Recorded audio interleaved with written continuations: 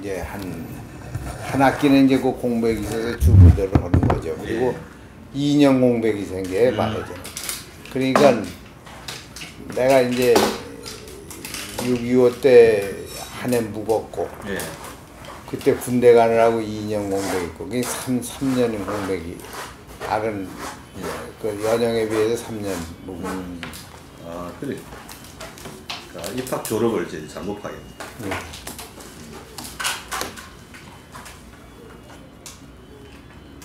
그걸 몇 시까지 해야 됩니까? 되는데 좀 빨리 최소한적으로 3시간 넘어 그럴 것 같은데. 이 내일 보니까 3시간, 4시간 정도 그러니까 분량을 보니까. 그 뭐 밤샘 뭐 끝장 토론하지. 대통령도 끝장 토론하잖아요.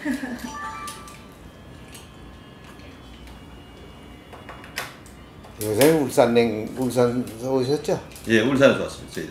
기차가 예, KTX가 있어가지고. 좋아가지고 예. 참 그전에는 그 뭐 고속도로로 댕겨야 되고, 그렇죠. 고속도로 자가용 아니면 못 갔잖아요. 네. 그러다 이제 버스가 생기고, 예. 기차가 생기고, 참 편하게 됐어요. 지금 좀 많이 편하게 됐습니다. 오히려 그것 때문에 이제 그 항공사들은 조금 힘들어졌죠. 편수도 많이 줄어들고. 비행기가 좀 불편해요. 이동 거리가 너무 그래요. 이 공백이 너무 많이 예. 생겨서.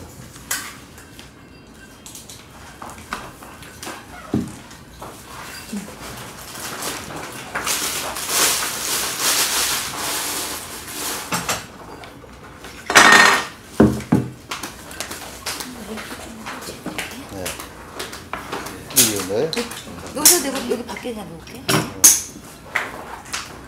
그것도 드시고 커피도 네, 드시고 커피도 드세요.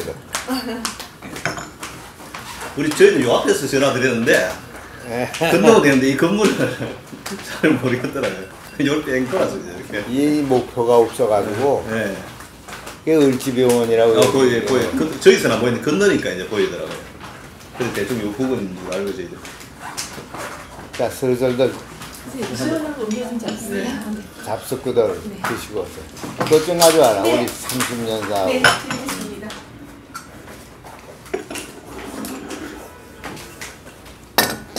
나도 울산 명예 시민이에요. 아, 예, 그렇습니까? 울산에 옛날에. 그 회장 공장은 경주에 있는 것 같은데 경주 한번 내려가십니까, 한 번씩? 그렇죠. 그 전에 일주일에 한 번씩 오는 날이었는데, 이제는 뭐 요즘에는 한 달에 한 번, 어쩔 때 2번 무슨 일이 있어 하고. 경주에 내 공장이 여러 군데 있어요. 그거죠. 황성동인가? 예, 황성동. 황성동에 있고, 그게 아주 제일 먼저 오리지널. 내남면이라고. 네, 내남, 예. 그저 교도소 있고, 예. 언양 가는데 거기 이제 MS 오셨대요. 회장님 직접 전화오셨어요. 누구? 정 회장님, 양 회장님 직접 전화하셨어요. 예, 접니다. 그래요. 아유, 저야 괜찮죠. 회장님 걱정이지. 그러게, 유난히 더워요. 예. 내일 모레 저는 여기 참외나는 성주라고 가는데 가시겠으면 가시죠, 뭐. 성주 참외나는 데 있죠? 성주 참외. 여기 저 김천서 들어가요. 아, 우리 골프들 친구들끼리. 근데 작년에 가보니까, 아니, 회장님 골프 치시는 게 아니라 좀 슬슬 근데 거기가 시원해요. 해발 700m 이렇게 된다는데 아주 시원해요. 그저 골프텔이라고 그러나요? 그렇게 지어놨는데, 네. 저가 28일 날 와요. 일요일 날이요.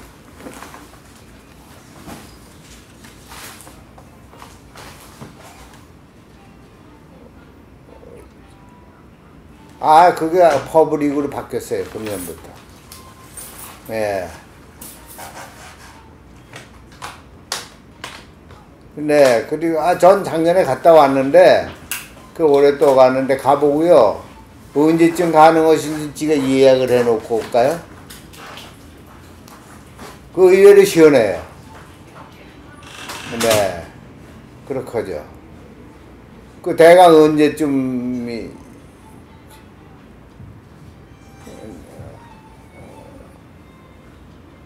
네, 네, 뭐 며칠이요? 며칠간. 그렇죠. 예, 하루 뭐 금방 가요. 가깝고 가 보시고. 방은 몇 개 해놓을까요? 예, 알겠습니다. 제가 그렇게 해놓고. 네, 네. 와서 연락드리죠, 오면요. 예, 안녕히 계세요. 예. 정상영 회장. 정상영 회장이요? 이제 그 1세대가 한 분 남아있어. 그래서. 우리 정상영 회장도 인터뷰를 좀 했으면 좋겠는데, 저희들 어떻게, 그분 안 해. 건강이 좋지 않아가지고, 예. 신경이 좀 예민해요. 예. 사람은 이제 살다 보니까 건강이 여의치 않으면 만사가 괴로운 거야. 예. 그리고 또 건강 얻은 사람이 좀 여러 가지 불편 오면은 더 우울증도 걸리고 그러겠더라. 저 양반이 아주 건강했는데 너무 건강을 믿어가지고 이 종합검진도 안 하고 뭣도 안 하고 그랬어요. 예. 근데 그 전립선 암이 근데 몰랐단 말이야. 그냥 전립선 비대는 나이 들면 다 있으니까 그거려니 하고 무심히 하셨는데 너무 그걸 등한해가지고 그게 암인데 그게 좀 전이가 된 모양이야. 뼈로 조금. 그런데 아산병원에 댕길 거 아니에요. 예. 그러니까 또 이 VIP 그 신드롬이라는 게 있어. 너무 해가지고 이러니까 그냥 서로 간에 이 신경이 곤두서가지고. 그 참 안 됐어 아주. 그 요즘은 다 낫는데 작년에 수술하고. 네.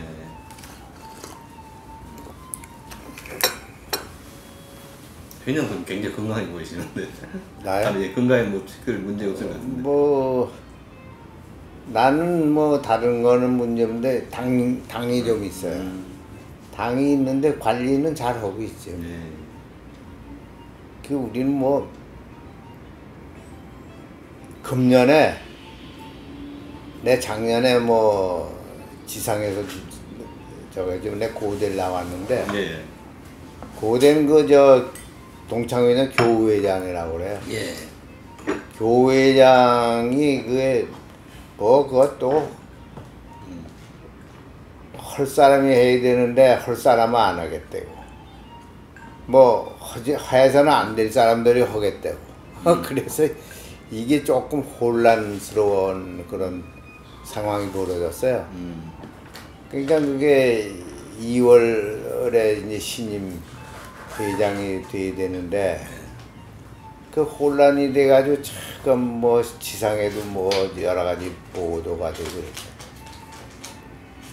그래가지고 7월 달에 허다 해서 내가 지금 76살이에요. 그 작년 75살 아니에요. 예. 그 75살에 뭐 그런 동창회장이고 뭘 하는 사람이 어딨어. 그래가지고 어떻게 그냥 뭐 하다 우리가 단과 대학이 11개가 있는데 이제 하도 그 분란이 일어나고 뭐 수습이 안 되니까 단과대학 11개 대학의 교우회장하고 또 원로들 고문단이 있거든. 원로에서 고문단하고 같이 회의를 해가지고 안 되겠다. 이게 뭐 자꾸만 사회적으로 이제 뭐 비판도 나오고 뭐 신문마다 또 좋지 않게 다루어지고 그러니까 해서 나태 갖다 맡겨야 되겠다. 그래서 어떻게든 내게 들어왔어요. 갑자기. 이게 뭐 극구사양을 하다가 뭐 그 고문단 원로들이 불러가지고 뭐 어떻게 너만 생각하느냐 안 된다. 그저 수락을 해라. 그 작년 7월 14일 날 75살에 모든 사람은 예? 교회장을 해도 다 하고 그때 물러나가지고 다 편히 지낼 그 나이에 내가 새로 취임을 했다. 그러니까 뭐 그 혼란 수습회의지 뭐 고대된 데가 또 유난하잖아요. 그래가지고 참 작년 7월서부터 작년 연말 금년 1월까지 정말 잠을 제대로 못 잤어요. 그래가지고 뭐 조직도 안정이 되고 뭐 지금은 조용하죠. 예. 동창회 되는 게 별게 없거든.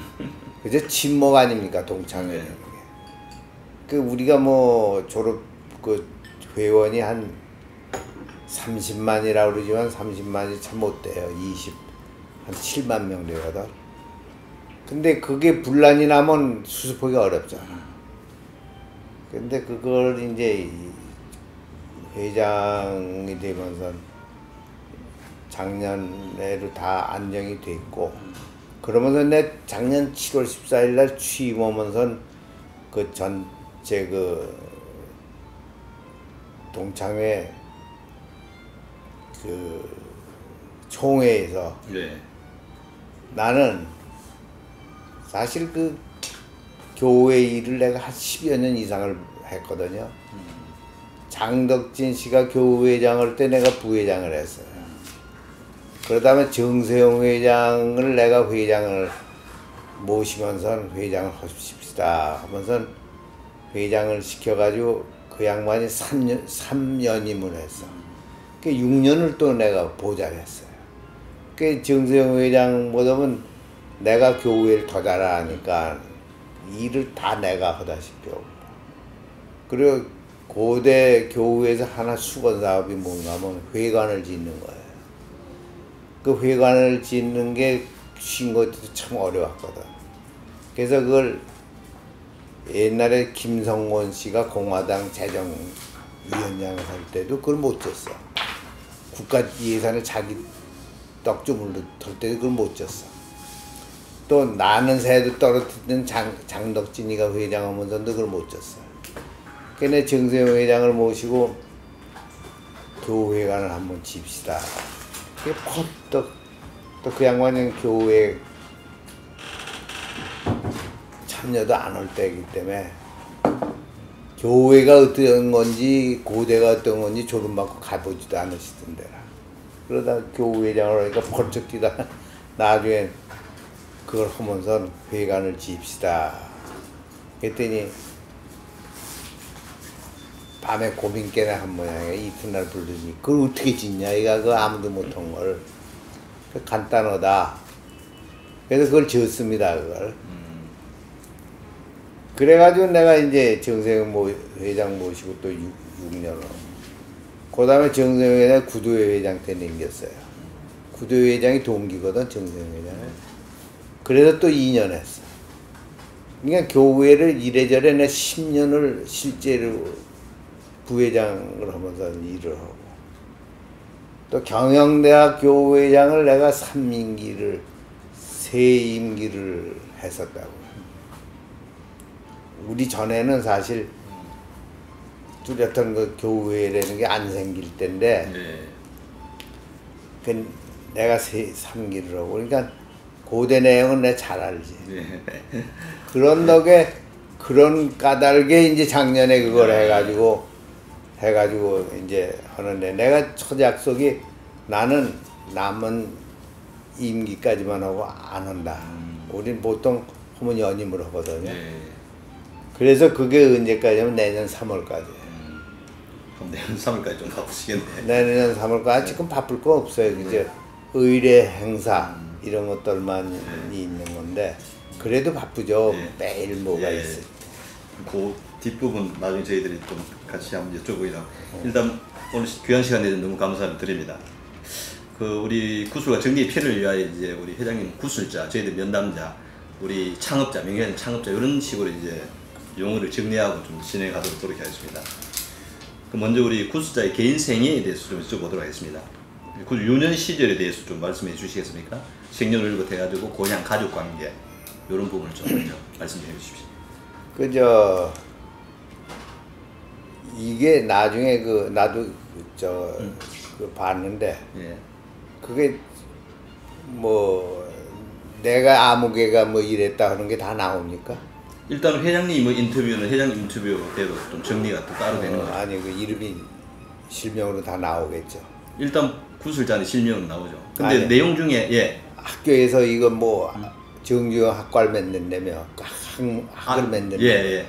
거기에도 뭐 이양섭 구술자가 이양섭이 뭐가 이랬다 이렇게 나오냐 이거지. 요 이제 오늘 그 우리 회장님 말씀해 주신 거는 이제 회장님 파일로 이제 보관되는 거죠 전체로. 그래서 회장님이 지금 중요한 우리 영예 그 창업자였던 그런 삶도 중요하지만은 현대건설 초창기에 같이 활동하신 분들의 어떤 그런 생각, 의견 이것이 종합적으로 좀 다뤄졌을 때 창업자에 대한 평가도 정확하게 날 것이고 또 우리 근현대사에서 현대라는 어떤 그룹이 가지는 의미, 삼성도 마찬가지지만 또 새롭게 조명될 것이고 이건 단지 지금 한순간에 어떤 그런 작업 끝난 것이 아니고 우리가 뭐 5년, 50년, 100년, 200년 지나도 하나의 역사적 가치로서 남을 수 있는 또 후학들이 연구할 자료로 남기기 위한 어떤 그런 작업으로 지금 저희들이 진행하고 있기 때문에 그런 점에 이제 구술자의 개인 삶도 굉장히 중요한 거죠. 그 속에서 이제 아산이 어떤 의미를 지느냐 이런 어떤 시각을 좀 가져야 되기 때문에. 그래서 내가 이 예. 내용을 보니까 예. 객관적으로 정유영 회장하면 그 양반도 인간이기 때문에 예. 참 허들한 줄거리에서 내 좋은 경우 따를 게 있고 예, 그렇죠. 또 어떤 그 개인적인 인격에서 좀 본받지 못할 것도 있고 어떻게 보면 좀 비판적인 얘기도 나올 수 있는 건데 그 사실 나쁜 소리 하는 거는 그렇게 저거 하는 게 맞습니다. 모두 좋지가 않잖아 내가. 근데 그런 자료들은 나중에 저희들이 이제 책을 펴낼 때 일단 우리 이제 회장님의 의견을 더 켜가지고 그걸 이제 처리를 할 겁니다. 처리를 하고 뭐 회장님께서 이제 우리 나중에 구술 동의서를 받지만 회장님 나중에 사후에 언제 뭐 공개도 된다. 뭐 그것도 공개할 수 있기 때문에 뭐 객관적 모든 걸 다 말씀해 주시면 그 부분은 지금 다 뭐 나중에 뺄 수 있습니다. 책을 낼 때. 알겠습니다. 편하게 말씀해 주시면 좋겠습니다. 그 전에 요게 내가 이게 지금 내용이 아주 불충분한데 예. 이게 한 6년 전에 그 내 나오시- 칠순 때 뭐 갑자기 좀 뭐 그렇게 뭘 좀 기록을 남겨야 되지 예. 않을까 해서 그래서 그걸 좀 썼던 건데 예. 요새 다시 편집을 다시 하고 있어요. 아, 편집보다는 내용을 다 수정하고 좀 보완하고 그러고 있어요. 예. 저희들 뭐 참고 많이 되겠습니다. 예, 그래서 그걸 보시면은 상당히 그 지금 그런 질문사항 모든 게 많이 보완이 예, 알겠습니다. 될 수 있고 요거는 우리 회에서 30년 삽니다. 예. 그래서 그걸 1권, 2권으로 해서 그 편집 방법이 좀 달라요. 예. 그 1권은 좀 이렇게 각자가 그때 참여했던 사람들이 초기 참여자들이 이렇게 구술하는 내용들 예. 그렇고 2권에 대해서는 조금 이렇게 그 위에 회사 그걸로 이렇게 나눠서 됐기 때문에 시간이 되시면 그걸 좀 저희도 굉장히 많이 도움 되겠습니다. 예, 좀 도움이 되시죠. 예, 알겠습니다. 지금 참고 감사합니다. 저는 37년 생이고 예. 원 고향은 여기 검촌이라고 있어요. 파주식 요새 검촌 예. 읍이라고 그러던가 그렇게 되던데 예. 그 서울서부터 한 80리 돼요. 한 36km. 그 위치가 서울하고 개성 중간에 있습니다. 검촌이라는 데가. 예. 그리고 저기 통일로 자유로로가 되면 그 통일 전망대라고 있죠. 예. 임진강가에. 네. 그 전망대까지 가서 거기서 우측으로 가서 검촌읍 나가면 돼요. 그 거기서부터 검촌 사이 중간쯤에 우리 이건 고향이야. 내가 태어나고 거기서부터 검촌으로 약 4km 되는 국민학교를 6년을 다녔는데 거기서 태어났어요. 그 학교는 검촌 국민학교. 그 그 4km 되는데 뭐 그땐 뭐 길도 제대로 없을 때 그냥 신장로라고 그랬죠. 마차 댕길 수 있는 길.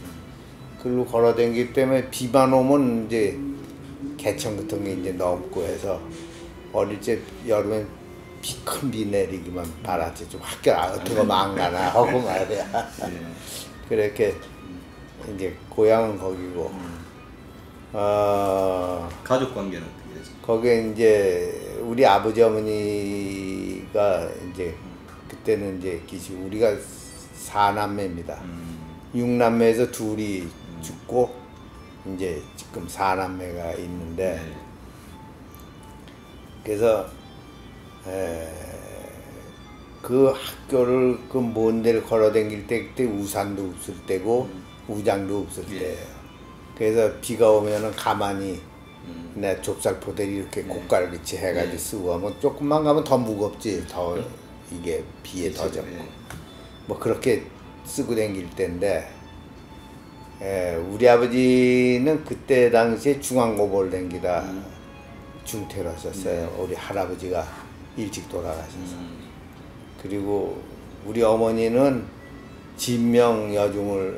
진명여학교지 그때 네. 여중이 아니고 진명여학교를 나오시고 그래서 부모님은 다 서울서 그래서 공부를 하셨던 분인데 우리 아버지는 이제 할아버지가 일찍 돌아가시는 바람에 학교 중퇴를 하고 뭐 조합에도 다니시다가 금융조합이라고 그랬죠. 네. 예전에 그거 좀 다니시다가 거기 시골서 이제 그 학교 그때는 뭐 교육 그런 적에 이 정식 학교도 있지만 사설도 있고 그래서 학교를 해서 선생님 그 우리 아버지는 선생님이에요. 네.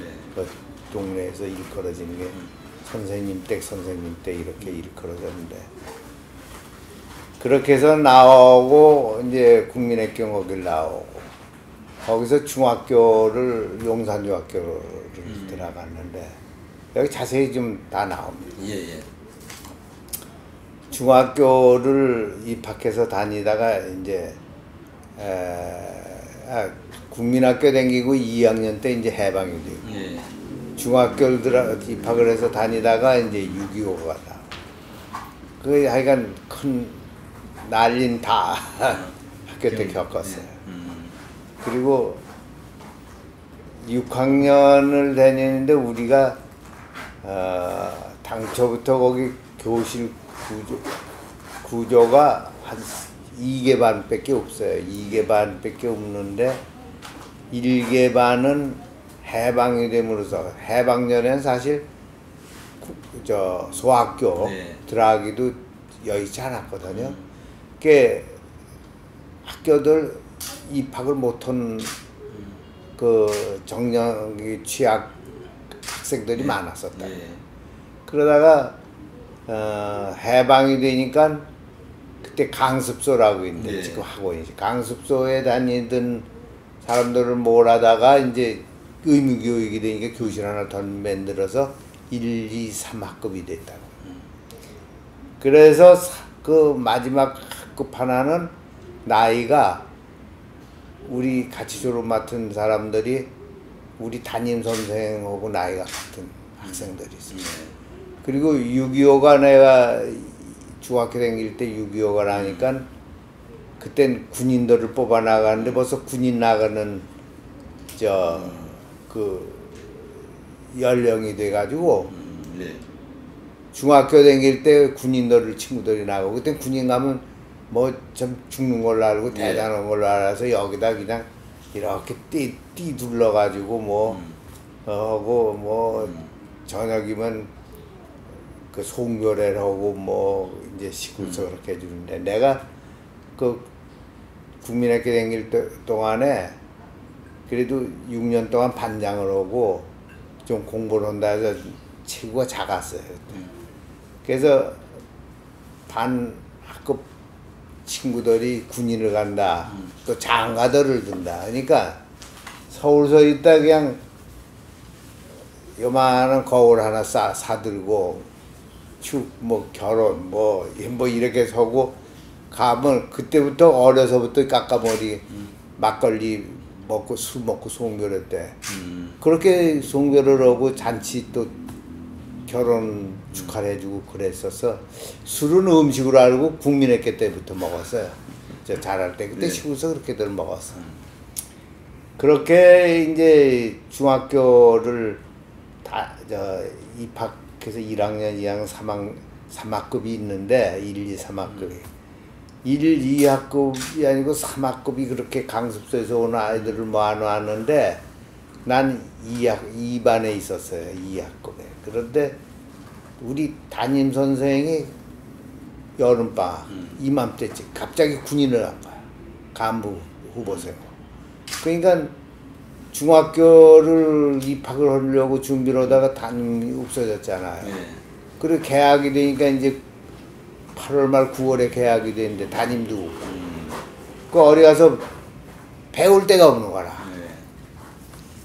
그 일반이랬는데 열심히 그분이 가르치는 담임이 있었고 우린 그 3반 그 강습소 댕기는 학생들 많은 데로 이제 중학교 진학할 아이들 한 10여 명이 글로 이제 가서 겹방살이를 하는 거야. 네.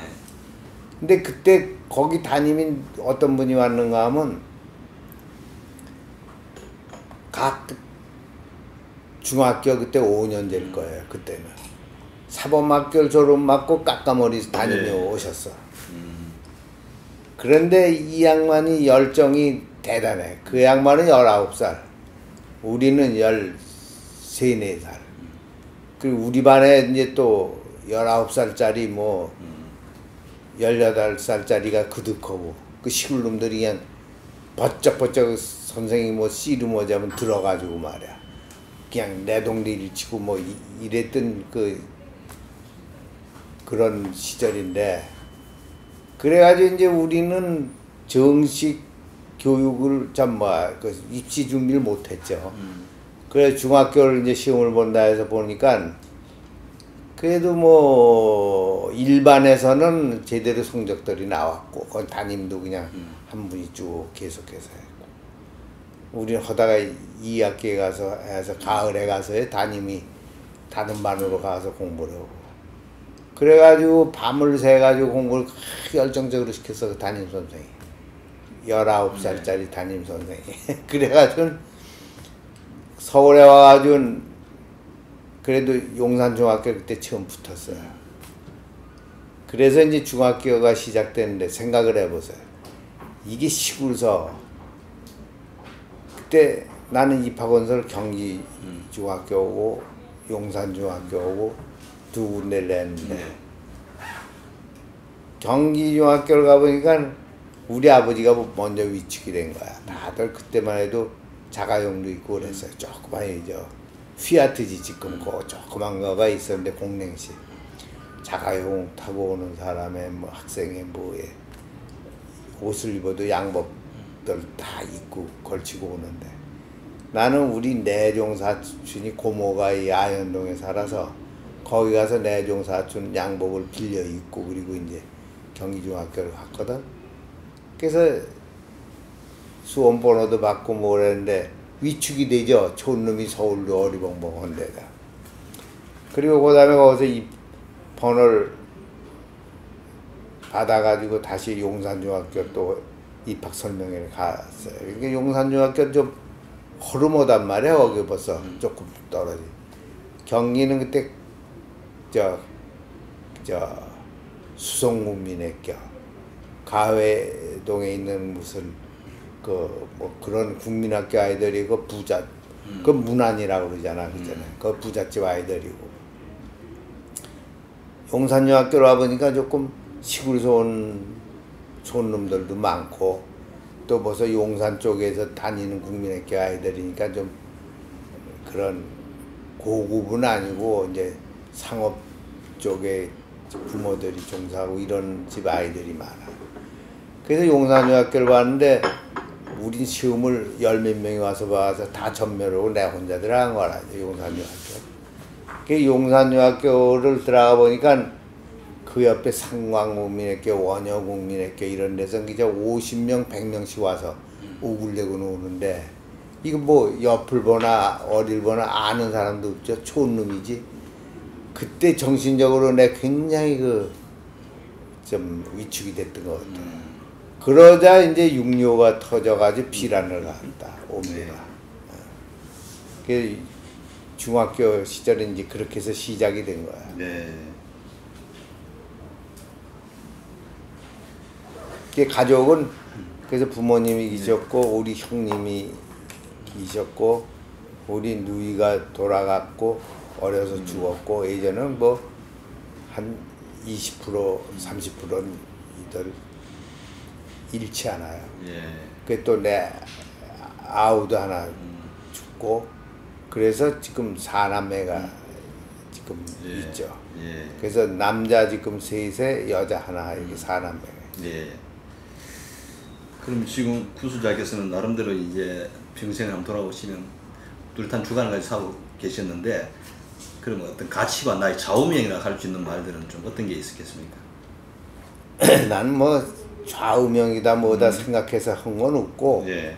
내 생활의 표본이 되고 내 개성에 맞는 거는 하여간 모든 그 책임에 대해서는 뭐 어떻게든지 사회생활을 할 때도 그렇고 지금 사람을 일을 시켜도 그렇고 책임에 대해서는 끝까지 그걸 책임을 질 줄 알고 이루어 놓을 줄 아는 그런 생활 방식이고 또 하나는 뭐 신뢰를 한다든가 나는 뭐 이 중소기업을 하지만 우리들 사장단이고 뭐고 하면 중소기업에 70씩 월급 주고 데리고 사람들 없어요. 그 보면 다 뭐 그렇게 오래 데리고 있고 70이 되면 내가 70이 넘어 보니까 70이 되면 이 모든 기억력이 판단의 한계가 와요. 예. 그래서 참 그래서 내 기본적으로는 이 사장단들이고 임원들도 한갑은 넘기도록 해줘야 되지 않느냐. 왜냐? 사실 지금 뭐 젊잖아요. 늙어도 젊잖아. 능력이 있고. 근데 사실 한갑들은 뭐 그 전에 이제 혼사고 뭐고 다 끝나지만 그때 가장 중요할 것 같아요. 사회적으로도 그 부모들이 좀 그렇게 뭐 작은 회사지만 그래도 임원으로 있다, 사장으로 있다 하는 게 그 애들 결혼이고 이런 데도 필요한 거고 그래서 거기까지는 웬만한 큰 하자가 없는 한 보장을 합니다. 그러니까 이번에도 지금 아직 고문으로 있죠. 지금 70된 사람 사장 얻은 사람이 이제 고문으로 돼가지고 70이 됐는데 뭐 그 아직까지 고문으로 있어서 우리 회사에 있고 그래요. 그럼 구수자의 취미생활, 뭐 젊은 시절도 꾸준히 해오고 있는 그런 취미생활 같은 게 있습니까? 취미는 내가 그 어려서부터는 우리 환경이 앞 벌판이고 얼음판이고 그렇기 때문에 겨울이면 꼭 스케이트를 그 6.25 전서부터 탔어요. 시골의 스케이트가 참 귀할 때인데 그 우리 형님도 스케이트를 잘 타고 그 사다 주고 그래서 내가 하고 6.25 때 피랑 갈 때도 스케이트 끼고 갔으니까 그때 뭐 가보도 아니 이건 그렇게 귀한 물건으로 생각해서 그렇게 스케이트를 끼고 피란을 갈 정도로 그 스케이트를 고등학교 대학교까지 참 많이 탔죠. 그러다 사회에 나와서 내가 참 현대 건설에 있는 동안은 취미고 뭐가 없었어요. 그때는 1년에 노는 날이 명절 같은 거 하루 일요일 같은 것도 다 일도 없으면 나가는 겁니다. 이 무교동 그 사옥에 그 앉아서 할 거 없어도 그냥 뭐 섭답한 머리고 뭐하고 그냥 담배 피고 앉아있다 떴다 하면 그냥 그러면 창문 열고 연기 내쫓고 뭐 중기영 사장이 이제 나타났다 이거지. 그렇게들 해서 취미가 있을 수가 없어요. 그때 뭐 사회 환경이 뭐 취미 생활을 할 수 있는 때도 아니고. 그런데 이제 내가 울산에를 가가지고 거기서 이제 그 울산서 그때 테니스 코트를 만들고 그래가지고 직원들하고 난 운동을 좋아해서 내가 직접은 못해도 축구부를 계속 길러가지고 울산 공장장 시절에 축구부를 길러가지고 축구, 배구, 테니스 이 세 가지를 길러가지고 전국체전에 도대표로서 현대자동차 팀이 출전을 했다. 얼만큼 내가 집중적으로 걔네들을 기르고 같이 저걸 했어. 그렇기 때문에 그때부터 난 축구다 뭐다 직접은 못해도 축구계에 모르는 사람이 없어요. 이 차범근이다 뭐다. 그 차범근이도 뭐 나를 참 멘토로 생각하고 좀 저걸 하는데 이 축구계 감독 즉 협회장 뭐 조중현이다 뭐다 다 나 거쳐서 나간 사람들이기 때문에 이 축구에 대해서는 아주 깊이 그런 연고가 있죠. 그리고 테니스는 내가 1970 한 3, 4년 포니 공장 지을 때서부터 점심시간에 나가고 저녁시간에 나가고 끝나면 또 술 먹으러 나가야 되고 영접보건부 테니스를 그때부터 한 거를 지금까지 해요. 지금은 수요일 날은 비가 오나 눈이 오나 꼭 그 야외에서 하죠. 그것도 그렇게 테니스는 그러니까 한 지금 한 8, 9, 10, 20, 35년 한 40년 가까이 지금까지 하고 내 80년에 서울로 왔는데 중화학 투자 조정할 때 그때 자동차 통폐합 때문에 올라왔는데 그때부터는 지금 대통령하고 나하고 해가지고 토요일 날마다 테니스를 했어요. 그때 뭐 회사에 일도 많고 손님이 있으니까 꼭 토요일 날 오후에 그 도곡동에 현대 저 실내 체육관도 있고 그 옆에 테니스장이 있었거든.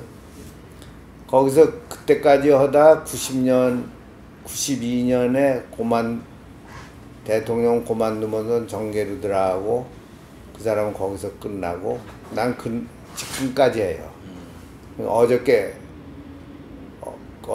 그저께 토요일 날도 하고 수요일 날은 꼭 하고 토요일 날은 이제 한 달에 한 두세 번은 토요일 날 하고 계속 하는 게 테니스고 뭐 골프는 뭐 하게 되니까 그냥 골프는 그냥 하는데 이 여름하고 겨울은 안 해요. 골프는 이제 이 7월 8월 안 오고 겨울은 12월 1월 2월 석 달 동안 안 오고 그 겨울은 내 스키를 타는데 스키는 내가 54살인가 이때 배우기 시작했어요. 그래가지고 그렇게 선수 재주 부리는 건 아닌데 그게 보기 좋게 아무리 스로프가 강해도 다 그건 내가 엔조이를 하고 즐겨요. 그래서 뭐 일본도 가서 타고 휘슬러 그거죠. 캐나다 유명한데 거기 가서도 2번씩 타고 그리고 계절이면 꼭 스키는 내가 겨울에 즐기는 운동이에요. 대단하십니다. 테니스 따위까지 하신다는 게. 그럼 이제 직장 생활에 대해서 좀 여쭤보도록 하겠습니다. 구수산 대학을 아까 이제 57년에 입학해가지고 63년에 이제 졸업한 거죠. 그리고 졸업과 동시에 현대에 입사했습니까? 예, 그래요. 예. 63년에 졸업을 했는데 우리가 63년 3월 2일인가서부터 근무를 했어요. 3월 1일 날이 3.1절이라 안 하고 근무 시작이 3월 2일 날부터. 그럼 현대 어떻게 입사하게 됐습니까? 공채죠 그때. 공채로? 공개 시험. 기록에는 공채 일기라고 하는데 일기라는 게 맞습니까? 일기는 아니고 그게 공채 일기가 나오는데 왜 그게 나왔는지 모르는데 네. 사실은 중간중간에 현대건설에서 공채를 좀 했습니다. 네. 근데 주로 엔지니어들을 하고 그리고 소수로 했고 예. 그러니까 보충하는 걸로 해서 서울대학, 한양대학, 주로 인하공대 이 세 개 대학이 들어왔어요. 예. 그게 서울대학이 많죠. 예.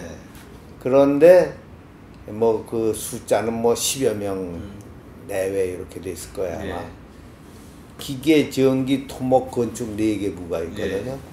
그리고 이 관리계통은 뭐 몇 명 안 되게 한 번이나 이렇게 뽑은 것밖에 없어요. 근데 우리 때 처음으로 내가 입사 동기가 55명입니다. 아, 입사 55명이에요. 예, 63년 그 3월부터 근무한 게 55명이 입사를 한 번 했어요. 아주 대대적으로 신입사원을 아주 크게 모집을 한 거죠.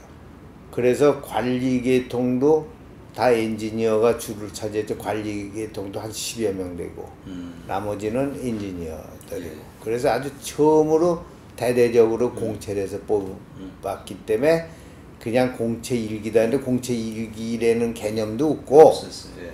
뽑은 건 그 뭐 그 처음으로 대대적으로 뽑은 건 확실해요. 그럼 군수장 왜 여러 그때 뭐 한전이라든지 뭐 조선공사나 다른 데 많은 현대 건설에 입사에 대한 어떤 동기랄까 계기는 무엇입니까? 내가 시험은 본 게 한 대여섯 군데 봤어요. 예. 근데 이제 입사가 된 거는 지금 현대건설하고 부채표 활명소는 동아제약하고 지금 대한통운하고 예. 그때 이름이 대한통운이 아니고 달랐어요. 예. 뭐 그 대한통운하고 이렇게 됐는데 그 전에 저 동양세멘트하고 석유공사 유공 예. 그 두 군데가 돼 있었죠.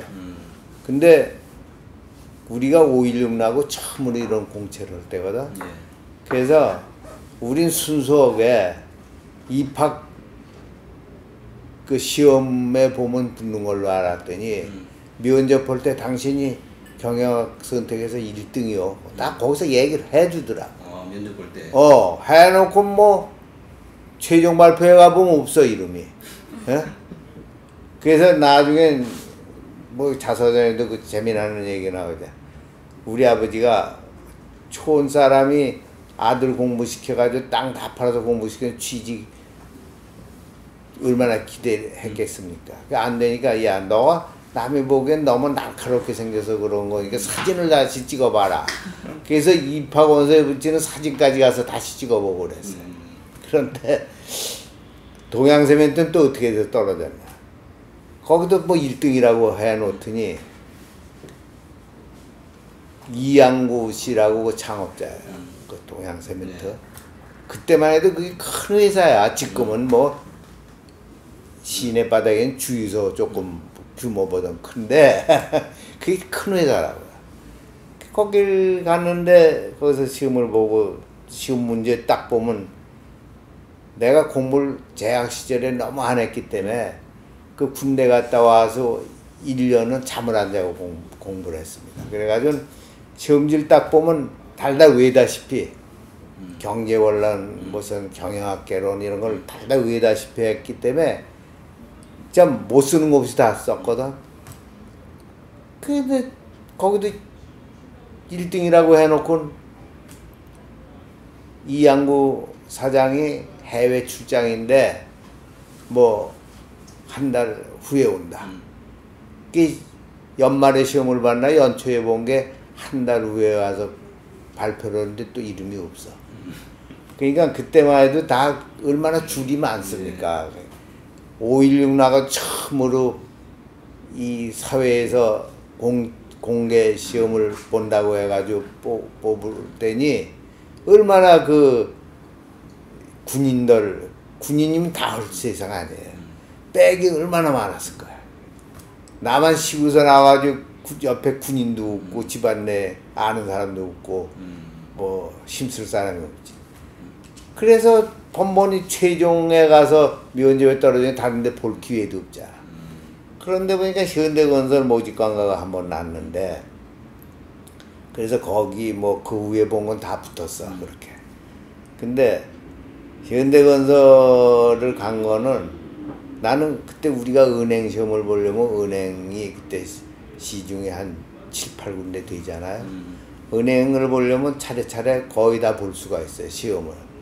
근데 난 당초부터 은행을 안 간다고 은행 시험을 안 봤습니다.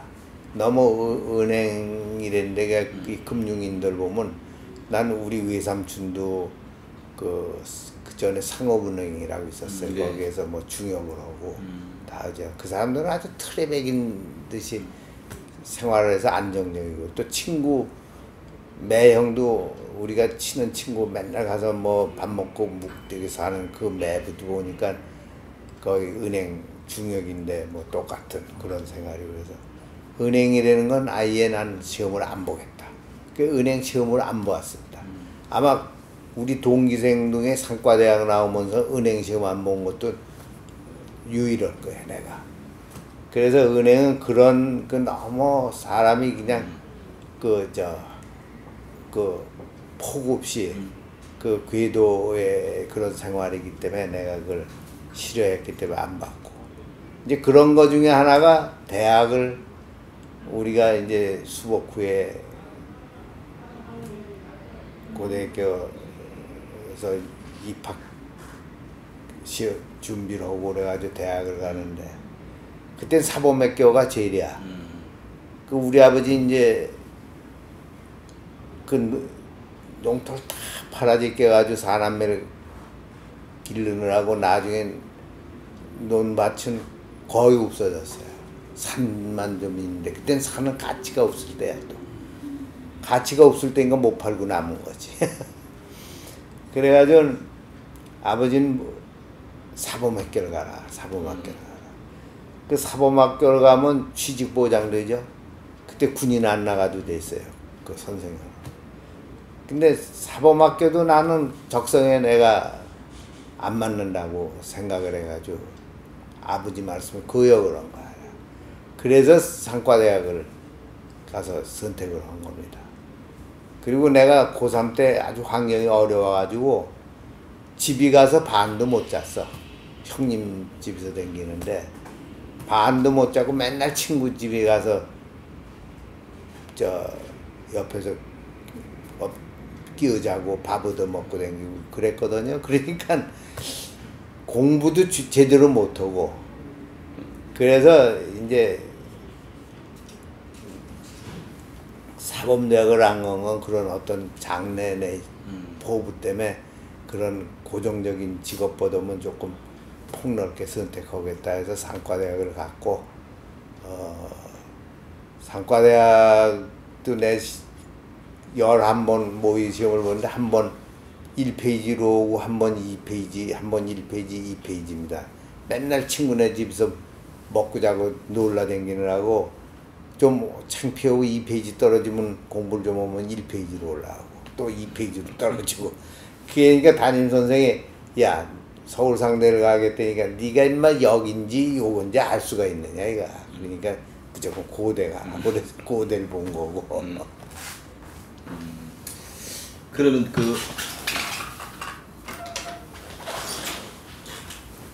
그러면 이제 현대 입사 당시 그 현대의 어떤 분위기는 좀 어땠습니까?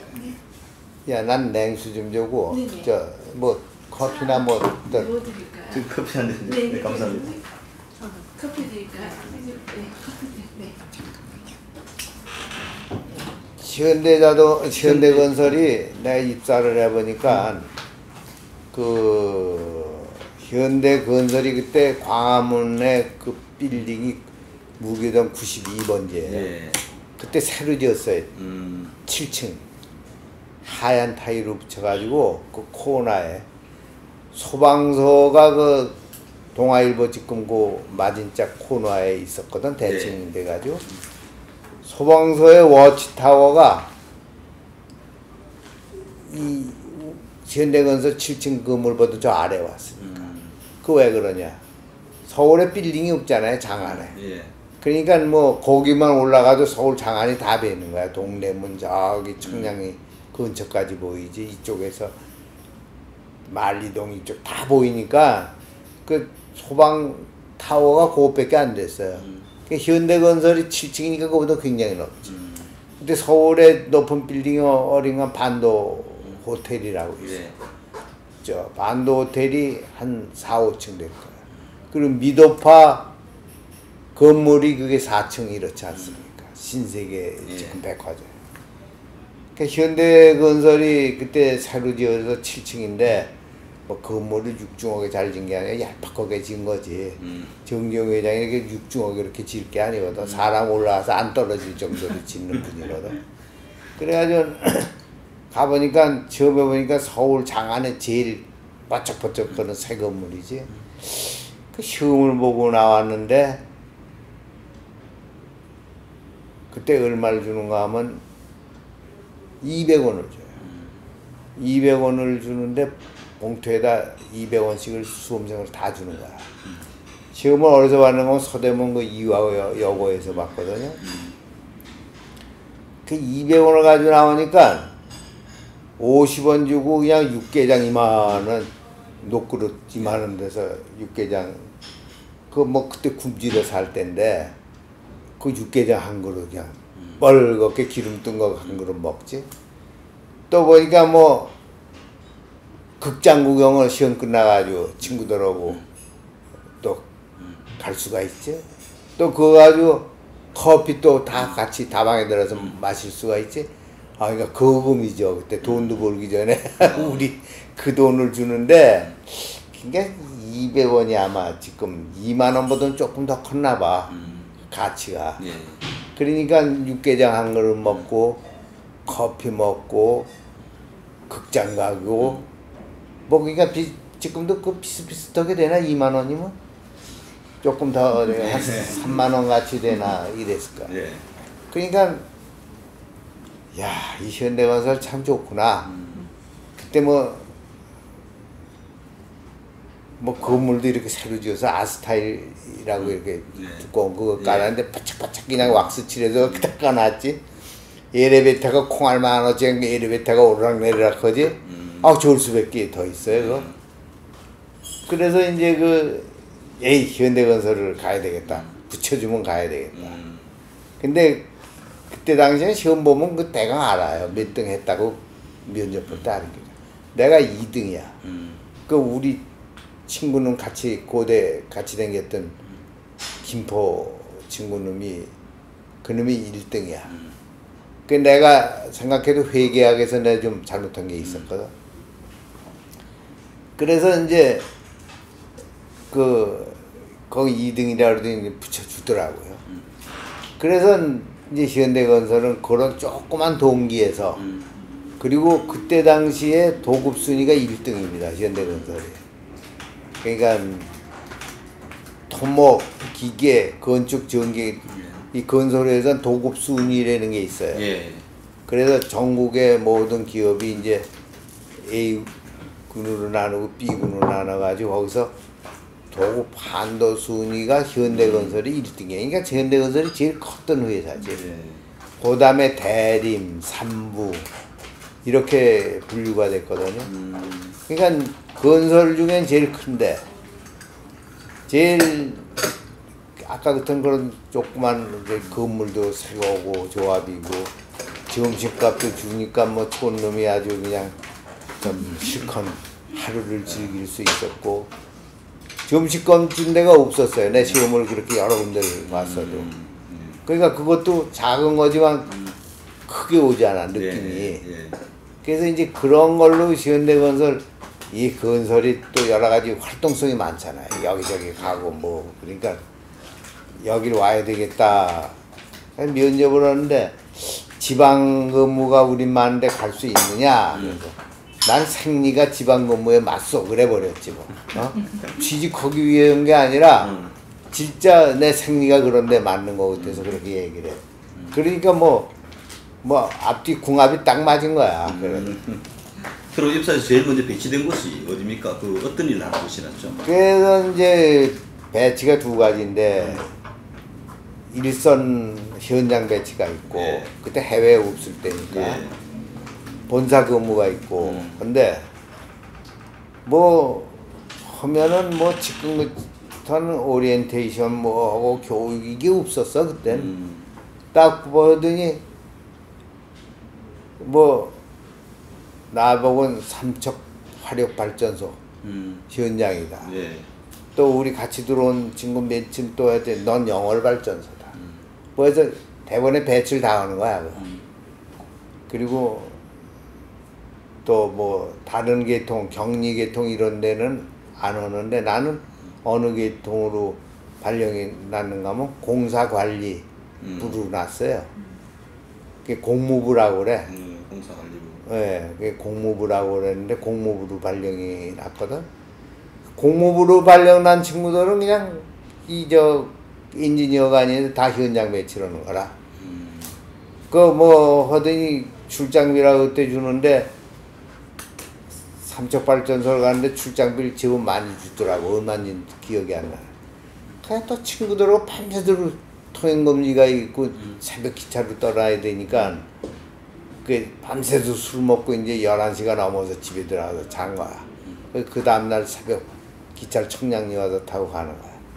그때 삼척을 가는데 도계라는 데가 있어요. 영주 지나고 뭐 그럼 도계를 가면 기차를 타고 넘는 게 아니라 신발을 신고 넘어가. 고개 위에까지 가. 그때 터널이 뚫리기 전이라 그럼 그 위까지 걸어 올라가면 거기 밑에 또 기차가 있어가지고 거기서부터 또 기차를 타고 삼척으로 해서 이렇게 가요. 무슨 소린지 알아요? 네. 내려가지고 또 걸어서 갔다가 그쪽에서만 네. 왔다 갔다 하면 네. 기차 이쪽에서 여기서 거기까지만 가고 그 거기 가서 이제 타고 삼척을 간 거야. 그래서 이제 그 삼척발전소를 처음으로 배치가 돼 갔죠. 그 삼척발전소라는 거는 대일 청구자금 가지고 우리나라 그런 그게 지금 보면 별게 아닌 조그만 발전소인데 그땐 아주 커다란 그 기계 공사 설치예요. 발전소 설비를 하는 거니까.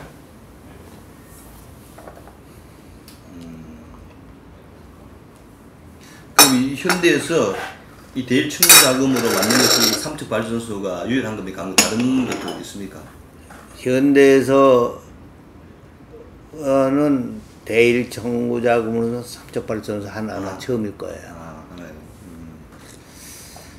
그럼 이제 초기에 현대에서 일하면서 가장 좋았다고 느꼈던 점은 어떤 것이 현대에 근무하면서 좋았던 점? 어떤 분들은 뭐 식사가 너무 좋았다 이런 말씀도 하시고 뭐 여러 가지 뭐 월급이 좋았다든지 뭐 동료들이 같이 근무하는 사람들의 마음이 잘 맞았다든지. 그때 현대건설이 이제 아까 얘기했던 나의 전에 들어온 사람이 있죠. 몇 명 안 되고 예. 또 그건 주로 엔지니어들이고 관리 계통도 한두 명 있었어요. 한두 명 있었는데 워낙 숫자가 작으니까 이제 우리 때서부터 뭔가 그 회사로서의 그런 개념, 신입사원으로서의 개념 모든 게 그때부터 나타났는데 현대건설의 특징이라면은 그때는 뭐 참 가족적인 분위기죠. 내 기억에 현대건설 정식 사원이 한 300명밖에 안 됐어요. 그 당시에. 그 일개 부서가 지금 뭐 수백 명인데 그 한 300명 되니까 분위기가 좋을 수밖에 없죠. 그리고 그 7층에 식당이 있는데 네. 구내 식당.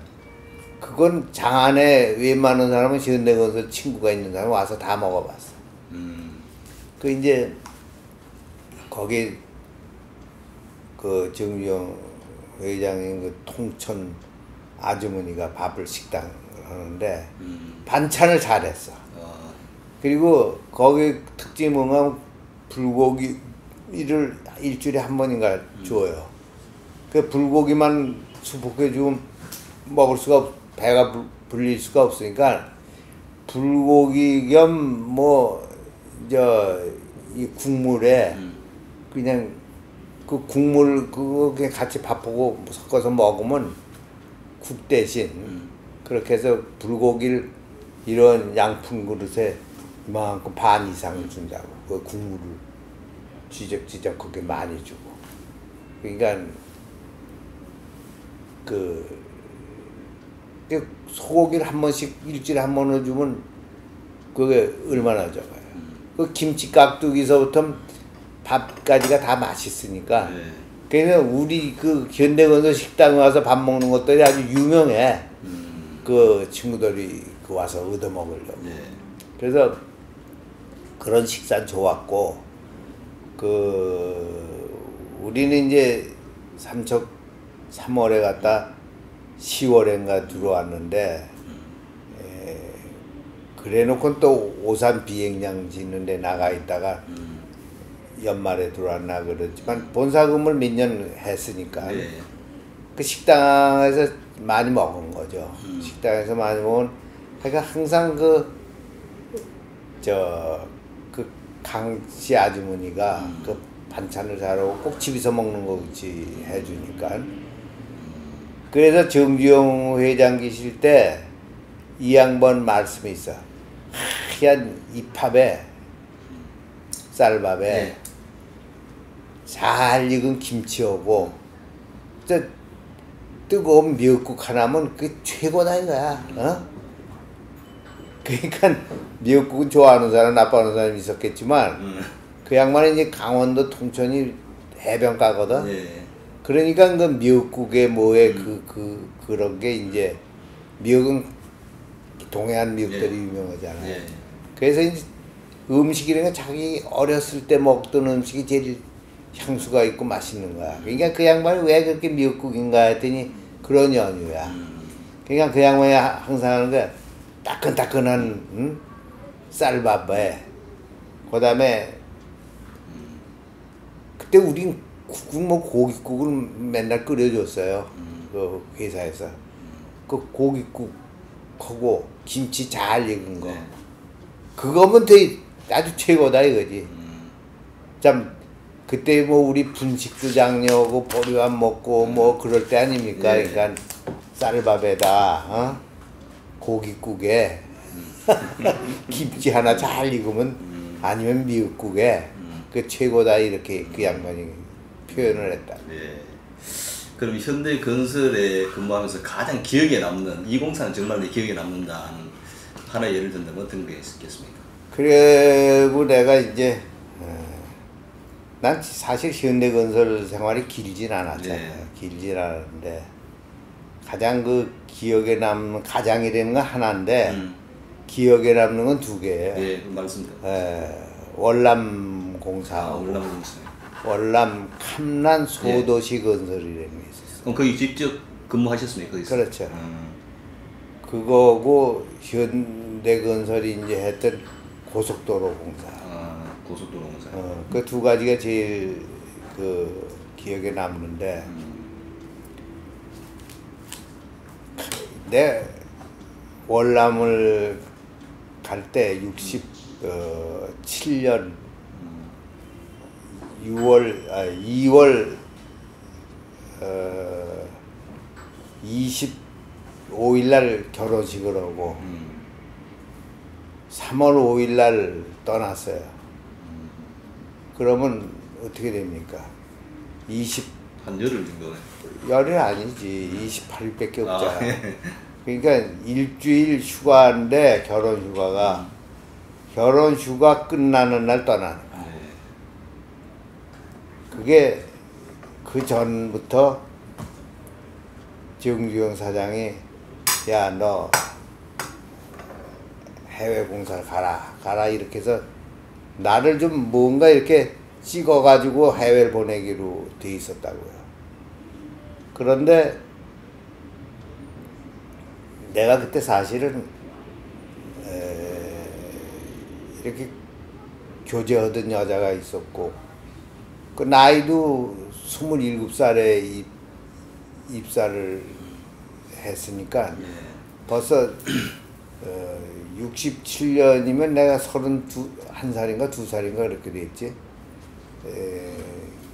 이렇게 됐는데 그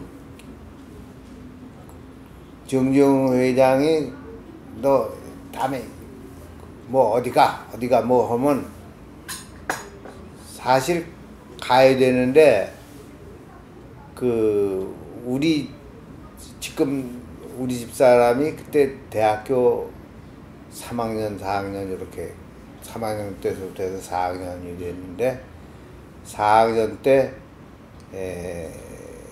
이 집이 차압을 당하고 모두 파산이 됐다.